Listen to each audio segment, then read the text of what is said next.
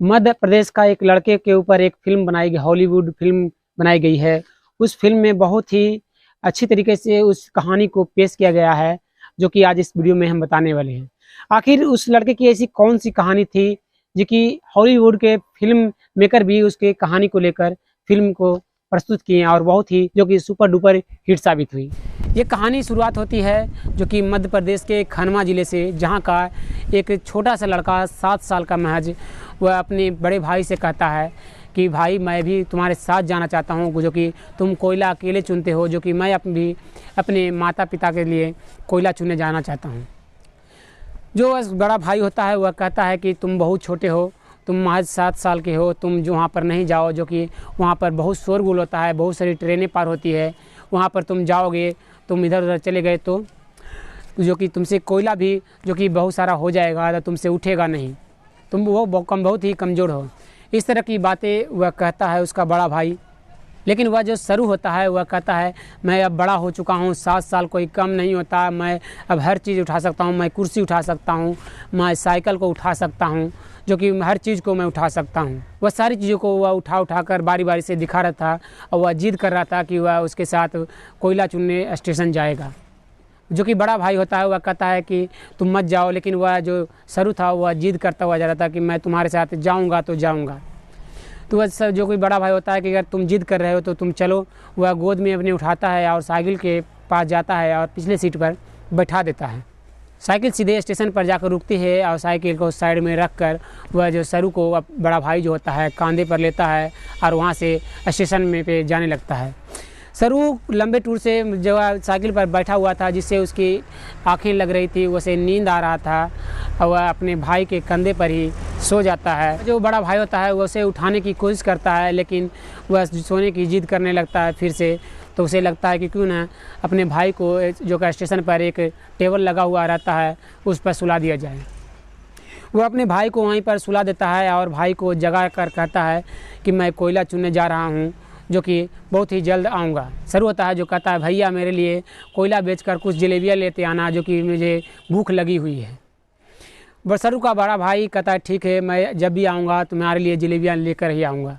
वह वहाँ से चला जाता है और रात कैसे ही बीतती जाती है। रात के 2 बज जाते हैं और ठंड का दिन होता है और उस जो कि सरू को ठंड लगने लगती है, तो उसे कुछ समझ में नहीं लगता है कि वह क्या करे। तो वहीं के एक पास में एक जो कि ट्रेन लगा हुआ था, उसी के एक बोगी में जाकर सो जाता है। जब उसकी आंखें खुलती है तो वह ट्रेन चल रहा होता है। वह इधर उधर खिड़कियों के माध्यम से चिल्ला रहा था, लेकिन उसकी आवाज़ें कोई नहीं सुन रहा था। वह गेट पर जाता है, गेट खोलने की कोशिश करता है, लेकिन गेट भी जो कि लगा हुआ था वह गेट भी नहीं खोल पाता, क्योंकि उसे पता नहीं था कि आखिर ट्रेन का जो दरवाज़ा है किस तरह से खोला जाता है। वह चलती हुई जा रही थी और कई स्टेशनों पर रुकती है, लेकिन वह कुछ भी करता है, बाहर निकलने की कोशिश करता है, लेकिन वह उस बोगी से बाहर नहीं निकल पाता है।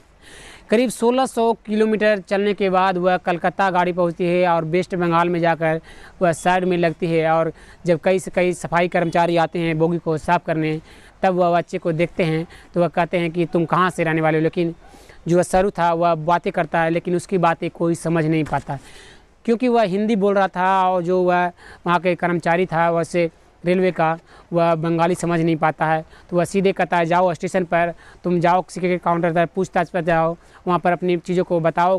वह जो लड़का था वह दौड़े दौड़े सीधे आता है और देखता है कि टिकट काउंटर के पास बहुत सारी भीड़ लगी हुई है। तो वहाँ पर वह जाकर टिकट काउंटर के पास पहुँचकर वह कहता है कि तुम मेरे घर पहुंचा दो, जो कि मेरा खनवा ज़िला है। एक अपने गांव का नाम बताता है। तो वह वहाँ के जो लोग थे कोई समझ नहीं पा रहे थे कि उस लड़का को क्या बोलना चाह रहा है, क्या कहना चाह रहा है। टिकट काउंटर वाला जो था वह गुस्से में होता है और कहता है तुम साइड हो। उस बच्चे को साइड कर दिया जाता है और रात के करीब 9 बज जाते हैं। उसे कुछ समझ में नहीं आने लगता है, भूख भी उसे लगी हुई थी। वह उसे कुछ लग रहा था कि वह क्या करे। तभी देखता है कि एक तरफ जो स्टेशन पर कई बच्चे हैं जो कि बैठे हुए हैं, जो कि बहुत ही गरीब हालत में हैं। वह वहीं पर जाकर वह भी सरू बैठ जाता है और रात यूँ ही गुजर जाती है। जब सुबह होता है तो वह भूख के मारे वह छटपटा रहा होता है। वह स्टेशन से बाहर निकलता है, कई लोगों से मांग चांग कर कुछ खाता है और एक होटल के पास जाता है, जहाँ पर एक बहुत बड़ा होटल था। उस होटल के पास जाकर उस दरवाजे पर पहुँचता है, होटल के दरवाजे पर, जहाँ पर एक दरवाज़ा जो कि शीशे का लगा हुआ था। वह दरवाजे के अंदर झांकता है और झाँक कर वह जो अंदर के लोग थे उसकी एक्टिंगें उतार रहा था। जिस तरह से वो लोग अंदर में बैठकर खाना खा रहे थे, वह बार बार एक्टिंगें करता हुआ जा रहा था, जिसे अंदर के एक लड़के को एहसास होता है कि वह लड़का जो कि भूखा है और हम लोगों का एक्टिंग कर कर वह अपनी भूख को मिटाने की कोशिश कर रहा है। वह लड़का उठता है और सीधे उस सरू के पास जाता है अपनी प्लेट लेकर, और सरू को आग में रख कर वह कहता है तुम खा लो।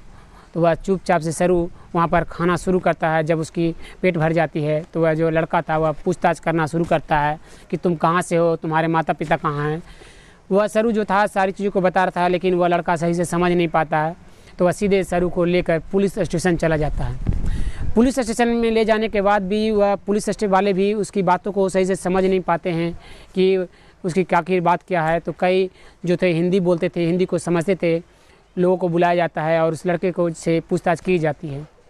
वह लड़का सभी चीज़ों को बताता है, लेकिन वह भी जो गांव का नाम बता रहा था वह सही से नहीं बता पा रहा होता है। उसे वहां पर जितने भी लोग थे उस गांव को कभी जानते नहीं थे, क्योंकि वह एक मध्य प्रदेश का बहुत ही छोटा गांव था। जब पुलिस वाले को कुछ समझ में नहीं आती है तो वह अनाथालय से कुछ लोगों को बुलाती है और उस बच्चे को जो कि सरू था उसे अनाथालय भेज दिया जाता है। अनाथालय में करीब 6 महीने गुजर जाने के बाद ऑस्ट्रेलिया से 2 कपल आते हैं और 2 कपल जो कि सरू को पसंद कर उसे अपने पास ले जाने की कोशिश करते हैं, जिसे सरू मना करता है कि मैं यहाँ से कहीं नहीं जाऊँगा। जो कि अनाथालय के जो कर्मचारी थे वह समझाते हैं सरू को, तो वह कुछ देर के लिए समझता है और जो कि ऑस्ट्रेलिया से कपल आए थे उसके साथ जाने के लिए हाँ कर देता है। वह कपल के साथ वह सीधे ऑस्ट्रेलिया चला जाता है और जो कि वहाँ पर समझ नहीं आता कि वह कहाँ गया हुआ। एक बहुत बड़े घर में पहुँचता है जहाँ कि वह देखकर वह चौंक रहा था, क्योंकि वह आज तक उतनी बड़े घर में वह कभी नहीं गया था। उसके घर जो था वह एक झोपड़ी था, एक मिट्टी का बना हुआ था। आज जो है वह एक महल में चला आया है। उसे कुछ समझ में नहीं आने लगता है। वहाँ की हवा इतनी चेंज थी, उसकी वहाँ की मिट्टी चेंज थी, वहाँ की जो आवाज़ होता है बोली वह भी चेंज था। उसे कुछ समझ में नहीं आ रहा था वह लोग क्या बातें कर रहे हैं आपस में, को अब उसकी बातों को सही से समझ भी नहीं पा रहा था। लेकिन धीरे धीरे वह जो था उन दोनों जो कपल और सरू के बीच अंडरस्टैंडिंग मिटता गया और दोनों के भी एक दूसरे की बातें समझने लगे और दिन ऐसे ही गुजरने लगा। उसी बीच में जो वहाँ के ऑस्ट्रेलिया के जो कपल होते हैं एक बच्चे को और गोद में लेते हैं और उसे भी लाकर अपने घर में रखने लगते हैं। लेकिन जो कि वह बच्चा था और सरू के बीच में नहीं बनता है, बार बार दोनों के बीच झगड़े होते रहते हैं। और इसी बीच में वह जो बच्चा था वह बीमार हो जाता है और उसे इस तरह से हो जाता है कि उसके हाथ पैर भी सही से काम नहीं करने लगते हैं। सरू एकमात्र सहारा उन दोनों के लिए बच गया था, उनके अपने बुढ़ापे के लिए। धीरे धीरे ऐसे ही करीब 20 साल गुजर जाता है, दोनों बड़े हो जाते हैं और फिर भी उन दोनों के बीच जो थी अभी तक दोनों के बीच दुश्मनी ही थी। बड़ा हो जाने के बाद उन दोनों को अभी तक नहीं बन रही थी और जो उसके माता पिता थे कोशिश कर रहे थे कि उन दोनों के बीच दोस्ती हो जाए, लेकिन अभी तक सरू और उस लड़के के बीच दोस्ती नहीं हो पा रही थी। जो कि एक दिन एक पार्टी में सरू को इनवाइट किया जाता है जहाँ पर कई इंडियंस थे और वहाँ पर इंडियंस लोगों की बैठक लगती है, वहाँ पर जाम टूटती है और उन्हीं में से जो सरू के लोग थे वहाँ पर जो इंडियन से वह सरू से माता पिता के बारे में पूछना शुरू करते हैं और कहते हैं कि तुम आखिर कहाँ से इंडिया से हो। तो वह बताता है कलकत्ता से पहले, लेकिन कुछ देर होने के बाद वह कहता है कि मैं कलकत्ता से भी नहीं, मुझे मालूम नहीं कि मैं कहाँ से हूँ, जो मैं अपने गांव का नाम सिर्फ जानता हूँ। वहाँ के जो कई लोग जो थे इंडियंस वह कहते हैं कि क्यों ना तुम गूगल अर्थ पर सर्च कर देखो, वहाँ से तुम्हें पता चल सकता है कि आखिर तुम्हारा गाँव कहाँ है और कौन से ज़िले में पढ़ते हो, तुम कौन सा शहर से हो, तुम्हें पता चल जाएगा। लेकिन सरू होता है इन सब बातों को कहता है चलो छोड़ो, जो अब मैं बहुत साल बीत चुका है, अब मेरे माता पिता मुझे भूल गए होंगे। ये सब सोचकर वह वहाँ से बाहर निकला जाता है और वह अपने माता पिता को याद करता हुआ सीधे अपने घर चला आता है। वह सीधे अपने रूम जाता है और बेड पर सोता है, जिसे उसे बार बार उसके भाई की यादें आ रही थी कि वह उसका भाई जो कि जलेबी लाने गया वह कब आएगा। ये सब बार बार उसके सपने में आ रहा था। उसे कुछ समझ में नहीं आने लगता है। वह छटपटा कर वह उठकर बैठ जाता है। उसे सीधे लैपटॉप निकालता है और इंडिया के मैप को सर्च करने लगता है कि आखिर उसका गांव कहाँ है। जब उसका गांव का कोई अता पता नहीं मिलता है जो कि कौन से शहर में है। इसी बीच में जो कि उन दोनों के कपल थे, उन दोनों में कपल में से जो महिला थी वह किसी कारण से बस बीमार पड़ जाती है और सरू को बुलाती है कॉल कर कर, और वो सरू के जो कि वहाँ पर पहुँचता है तो वह महिला कहती है कि आज जो कि मुझे तुम्हारी ज़रूरत है, तुम मेरा देखभाल करो वरना मैं अब ज़्यादा दिन तक नहीं रहूँगी। तो सरू जो था वह कहता है कि आखिर हम लोगों को आपने गोद क्यों लिया, आप क्यों नहीं माँ नहीं बन सकते। जो सरू की माँ होती है वह कहती है मैं माँ बन सकती हूँ, लेकिन वह अब सोचती है कि दुनिया में कई लोग बच्चे हैं जो कि अपने माता पिता से बिछड़ जाते हैं और वह शहर में वह गरीबी की हालत में जीते हैं, तो क्यों ना हम दोनों ने मिलकर सोचा ये एक बच्चे को गोद में लेनी चाहिए, उसी बच्चे के सहारे हम लोग अपनी ज़िंदगी काटेंगे। ये सब चीज़ों को वह सरू सुन रहा था और उसकी आंखों में आंसू थे। वह कहता है कि मैं आपका सहारा बनूंगा और आपकी पूरी ज़िंदगी देखभाल करूंगा माँ। इतना कहकर वह वहाँ से उठता है और वहाँ से निकल जाता है और अपने रूम चला जाता है। रात हो जाती है। रात में लैपटॉप वह फिर से निकालता है और वह ये सोचता है कि क्यों ना अब इंडिया के हर शहर को बारी बारी से जूम कर कर देखा जाए और सर्च किया जाए कि आखिर वह गांव कहाँ है। बहुत देर तक सर्च करते हुए रहता है। वह करीब 4 बज जाते हैं, तब जाकर उसे पता चलता है कि मध्य प्रदेश के खनवा ज़िले में उसका एक गांव है, जो कि उस गांव को वह नक्शे में पहचान जाता है। तो वह सुबह जब होता है तो वह जो कि ऑस्ट्रेलिया के जो माँ थी उसकी सरू के, वह वहाँ पर जाते हैं और कहता है कि मैं अपने गांव को पहचान गया हूँ, जो कि मेरा गांव खनवा ज़िले में है और जो कि मध्य प्रदेश में पड़ता है। मैंने अपने गांव को देखा है, मैं वहाँ पर जाना चाहता हूँ, अपने माता पिता से मिलना चाहता हूँ। वो दोनों कपल जो थे वो कहते हैं कि ठीक है, तुम जाओ अपने माता पिता को से मिल और अपने माता पिता को हो सके तो तुम अपने पास लेके आना, यहाँ पर सारे लोग मिलकर साथ में रहेंगे। इतना कहकर वह बहुत ही खुशी से वहाँ से फ़्लाइट पकड़ता है और सीधे मध्य प्रदेश के लिए रवाना हो जाता है। मध्य प्रदेश पहुँचने के बाद वह सीधे खनवा डिस्ट्रिक्ट पहुँचता है और वहाँ पर जाकर अपने गांव के रास्ते को वह याद करता हुआ जा रहा था कि किस तरह से वह बचपन में खेला कूदा करता था। उसी रास्ते से वह देखता है कि अभी तक उसी तरह का रास्ता है, जो कि अभी तक यहाँ की सरकार है जो रास्ते को भी चेंज नहीं की है।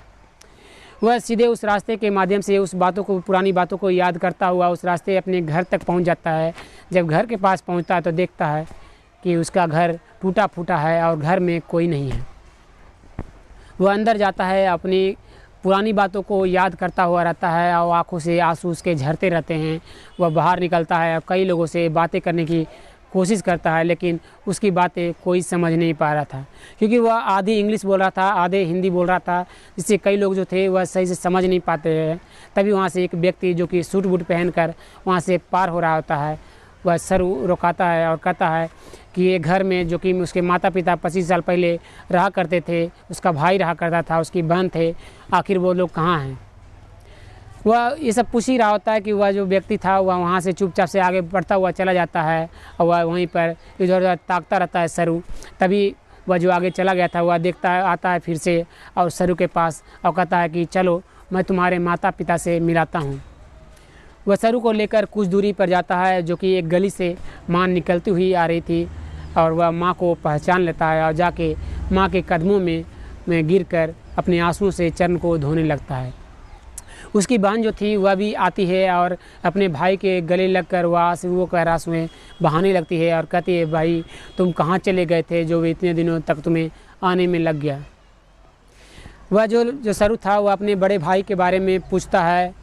वह माँ बताती है कि जिस रात तुम्हें स्टेशन लेकर गया था और तुम्हें सुला कर वह कोयला चुनने के लिए चला गया था, उसी रात को उसी एक गाड़ी से किसी वजह से टकरा जाने से उस दुनिया को वह छोड़कर चला गया।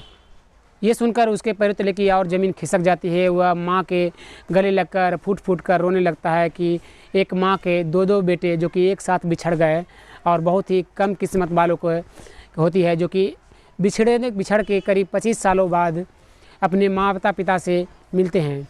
इंडिया में ऐसे कई हैं जो कि एक साल में करीब लाखों से ज़्यादा भी बच्चे होते हैं जो कि अपने माता पिता से बिछड़ जाते हैं, लेकिन बहुत कम लोगों की किस्मत होती है सरू जैसी जो कि वापस अपने माता पिता के पास लौट पाता है।